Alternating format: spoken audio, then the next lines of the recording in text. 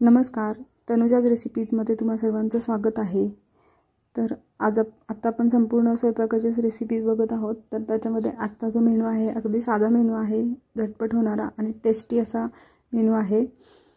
तर आजचा जो मेनू आहे त्यामध्ये आज मी बनवले ज्वारीची भाकरी आहे, त्याच्यानंतर बोंबील आहे, त्याची चटणी बनवली आहे। अगदी झणझणीत आणि चमचमीत अशी चटणी आहे, अगदी सोपी रेसिपी आहे। आणि राईस बनवलेला आहे, एक वेगळ्या पद्धतीने अंड्याचा राईस आहे आणि साधा सोपा राईस, खूप टेस्टी अशी रेसिपी आहे। तर रेसिपीला आपण सुरुवात करूया। तर सर्वात आधी बोंबील घेतलेत मी, तर ते असेच कोरडे भाजून घेणार आहेत तव्यावर। साधारणतः 1-2 मिनिट आपल्याला ते चांगले भाजून घ्यायचे आहेत।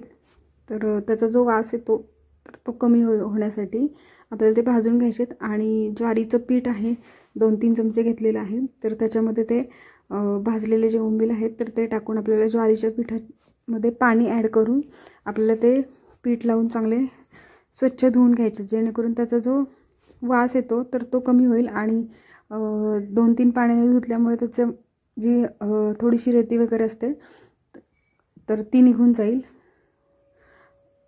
तर साधारणतः 2 ते 3 पाण्याने मी धुवून घेतले आणि त्याच्यानंतर त्याला साफ करून घ्यायचे। तर त्याच्यामध्ये जो मणक्याचा असा भाग असतो तर तो काढून घ्यायचा आहे। तर असेच बनवले तरी पण चालतात, आणि जर तुम्हाला ते तो मणक्याचा जो भाग आहे तर तो काढून मग नंतर बनवला तरी चालेल, असं काही नाही आहे की तो काढायलाच हवं आहे। तर तुम्ही असेही बनवू शकता। तर मी ते सर्व काढून घेणार आहे आणि ते परत एकदा पाण्याने स्वच्छ धुवून घेणार आहे। आणि त्याच्यानंतर कढईमध्ये साधारणतः 2-3 चमचे तेल घेतलेले आहे, तेल थोडं जास्त वापरणार आहे। तर कांदे साधारणतः 3 मध्यम आकाराचे कांदे होते, तर ते बारीक चिरून घेतले। कांदा थोडं जास्त लागतो या चटणीसाठी, त्यामुळे त्याची टेस्ट खूप छान येते। तर 3 मध्यम आकाराचे कांदे आहेत तर ते बारीक चिरून घेतले होते। आणि आपल्याला हा जो कांदा आहे हा सॉफ्ट होईपर्यंत चांगला भाजून घ्यायचा आहे। साधारणतः 3 ते 4 मिनिट आपल्याला हा परतून घ्यायचा आहे चांगला। आणि तुम्ही बघू शकता त्याचा रंग जो आहे तर तो चेंज झालेला आहे। आता त्याच्यानंतर त्यामध्ये कांदा लसूण मसाला 3 चमचे टाकलेला आहे। तर लाल तिखट टाकलं तरी पण चालेल त्याच्याऐवजी। तर कांदा लसूण मसाला टाकला आहे, त्याच्यानंतर चवीपुरतं मीठ ॲड करायचं आहे। आणि नंतर हळद पाव चमचा आहे साधारणतः, त्यानंतर 1 चमचावर धने पावडर आहे। तर हे जे कोरडे मसाले आहेत तर ते टाकलेत आणि ते आपल्याला चांगले त्यामध्ये परतून घ्यायचे आहेत। जो चटणी आहे तर त्याचा कच्चेपणा थोडा कमी व्हावा त्यासाठी ती सर्वात आधी आपण टाकली आणि आपल्याला ते चांगलं परतून घ्यायचं आहे। आणि त्याच्यानंतर मी गरम मसाला टाकलेला आहे, तुम्ही कोणताही अवेलेबल मसाला असेल, चिकन मसाला टाकला तरी पण चालेल।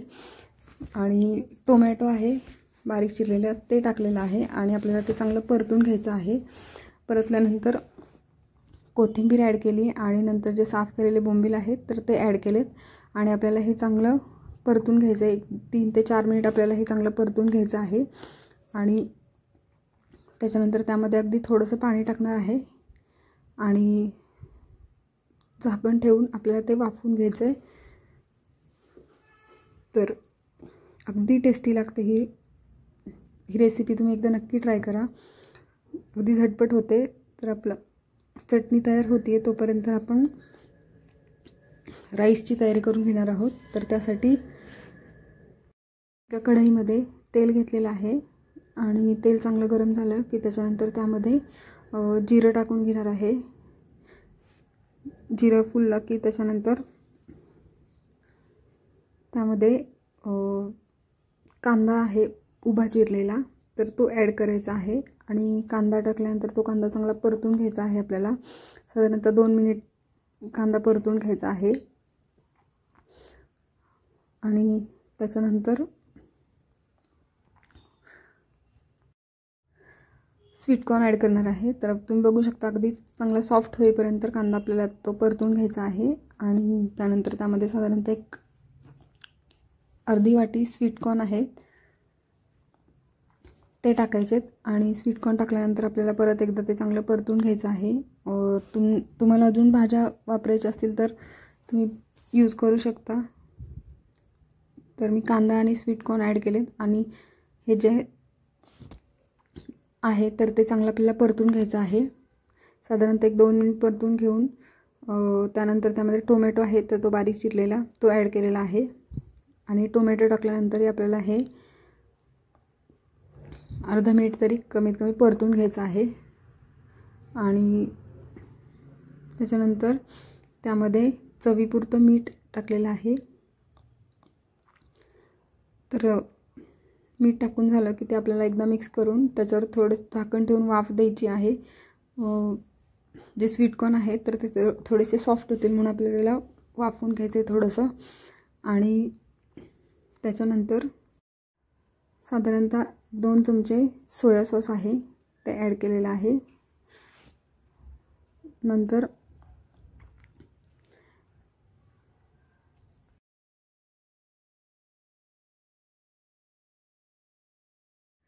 त्याच्यामध्ये रेड चिली सॉस आहे ते पण ॲड करायचं आहे. आणि शेजवान चटणी ती साधारणतः 1-1.5 चमचा ॲड केली आहे. आणि रेड चिली सॉस हे 1 चमचाभर ॲड केलं आहे. आणि आपल्याला हे जे आहे ते सर्व चांगलं परतून घ्यायचं आहे. भाज्यांमध्ये हे सगळे सॉस आहेत तर ते चांगले मिक्स करून घ्यायचे आहेत. आणि त्याच्यानंतर त्यामध्ये कोथिंबीर आहे ती टाकली आहे. त्याच्यानंतर ते परतून घ्यायचे. आणि अंडी होती 4 शिजवलेली तर त्याचे बारीक बारीक तुकडे केलेले आहेत आणि ते ॲड केलेत. आणि आपल्याला आता ते परत एकदा चांगलं सगळं मिक्स करून घ्यायचे. जे सगळे सॉसेस आहेत मसाले आहेत आणि ज्या भाज्या आहेत तर ते सगळे चांगले एकदा अंड्यामध्ये परतून घ्यायचे आहेत.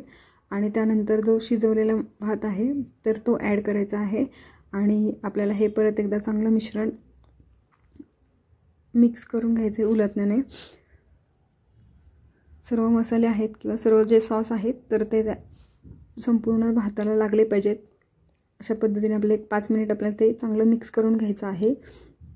अतिशय साधी सोपी ही रेसिपी आहे तर आणि टेस्टी पण लागते. अगदी लहानांपासून मोठ्यांना सर्वांना आवडणारी ही रेसिपी आहे. तर ही रेसिपी तुम्ही एकदा नक्की ट्राय करा.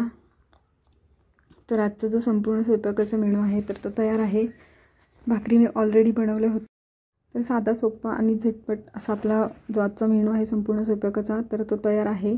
तर वरून थोडंसं गार्निशिंग करण्यासाठी मी कोथिंबीर आणि बारीक चिरलेली कांद्याची पात आणि थोडेसे अंड्याचे तुकडे आहेत शिजवलेले अंड्याचे तुकडे तर ते टाकून मी ते गार्निश केलं आहे. अतिशय टेस्टी आणि चटपटीत असा आपला जो राईस आहे चायनीज फ्लेवरमध्ये तर तो तयार आहे. तर आजच्या रेसिपीज आहेत तुम्हाला आवडल्या असतील तर रेसिपीला नक्की लाईक करा, कमेंट करा, शेअर करा. आणि तनुजाच रेसिपीला सबस्क्राईब केलं नसेल तर नक्की सबस्क्राईब करा आणि बेल आयकॉनवर क्लिक करा जेणेकरून येणाऱ्या नवीन रेसिपीज आहेत तर त्याच्या नोटिफिकेशन तुम्हाला सर्वात आधी मिळतील. धन्यवाद.